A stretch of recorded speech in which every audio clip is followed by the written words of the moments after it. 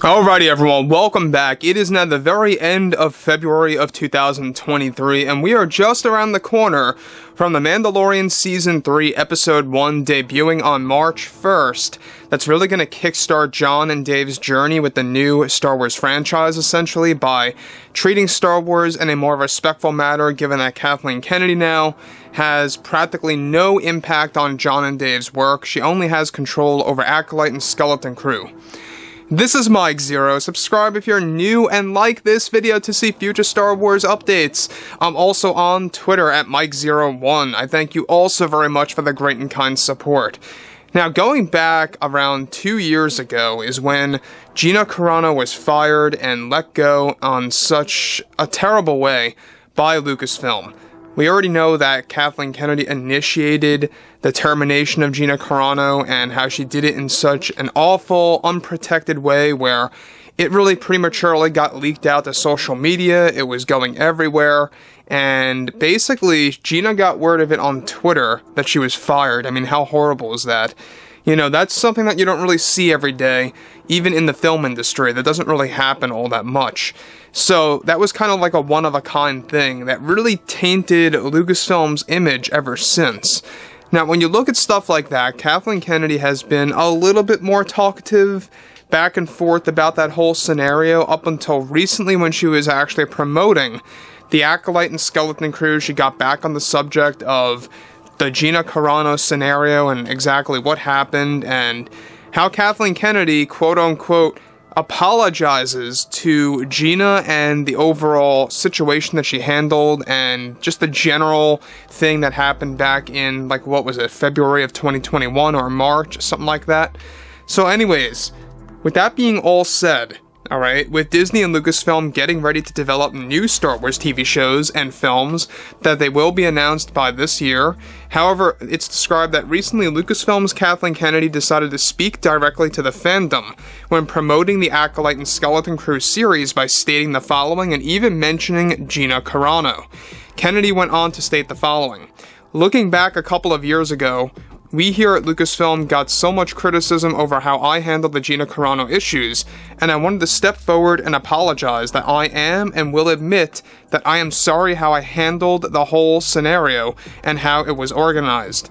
What I did should have never happened, the way that it did, and I also apologize to Ms. Carano and those close to her if this has caused many problems in her life. However, though I do apologize and am sorry over my actions on how I fired Ms. Carano, I still stand by my decision, and that's what I made the right call by letting her go from any further projects at the time, when I made the decision to let her go and off the slate of Star Wars shows at the time that were being led by Jon and Dave." Now let me just stop right here for 1 second.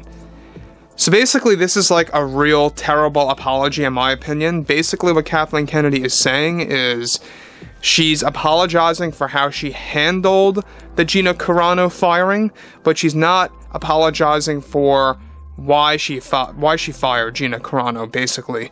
So this is kind of like a bait and switch apology in my opinion. It really kind of comes across as very disingenuous in a way. And why even kind of create an apology as the front and then really kind of just unveiling that you have no, problems with what you decided to do with Gina in the long run. So I don't know why. Kathleen Kennedy, by the way, has done this before a couple of times where it was like a half apology and it didn't make much sense and it came across as very inauthentic and fake. This is the same exact thing. I think that this is just another attempt to kind of boost her image and make her more likable and make herself look a little bit more respectful. Listen, if she was that sorry and really was that, hurt over what she did to Gina, she would have came forward like a month after she fired Gina Carano, where there was an uproar on social media. It would have happened like no more than 4 weeks later, maybe even earlier than that, if you really wanted to be very respectful. But that really just is how Kathleen Kennedy is. She always, kind of comes forward, she either apologizes or talks about specific, thoughts about certain decisions that she made in the past, and then she'll come back a couple months later and change around her beliefs and her words. And it kind of makes you finally realize that everything that she does, everything that she says seems to be some kind of a strategy to kind of alter the fans' view of her as a person, as a businesswoman, and as a leader of Lucasfilm, at least for now, right? They're trying to get her out by this August. That's the concrete plan by Bob Iger and the higher-ups over at Disney. They are so driven to get her out of there because of how much damage that she has caused to the Star Wars franchise.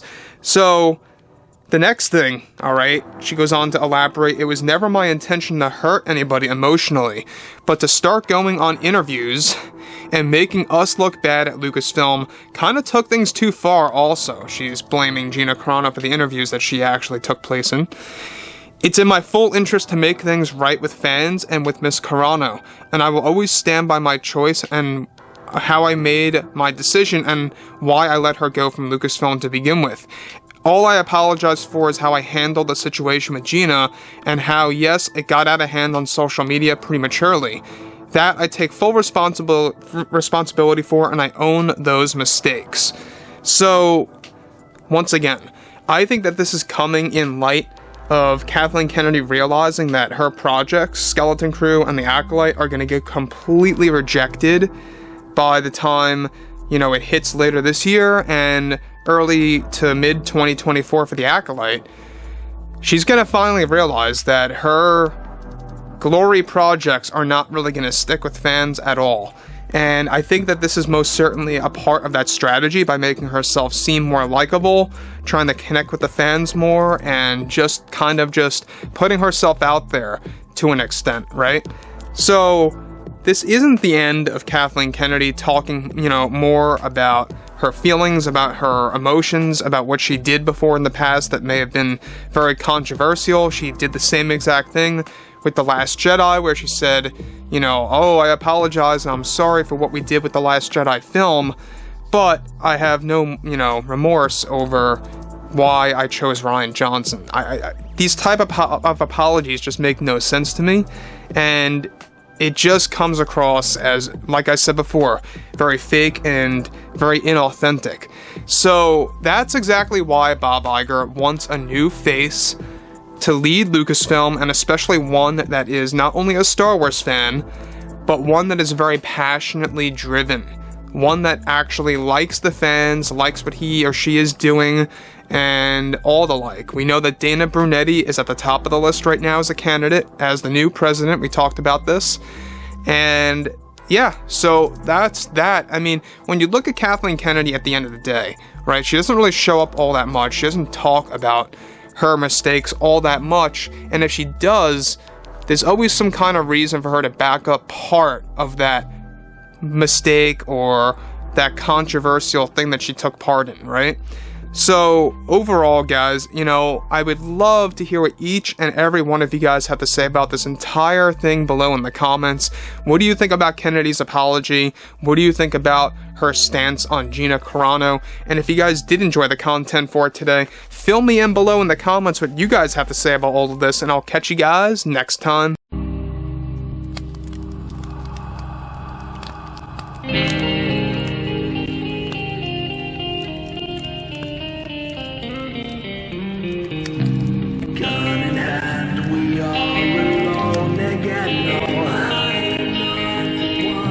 From night to moon.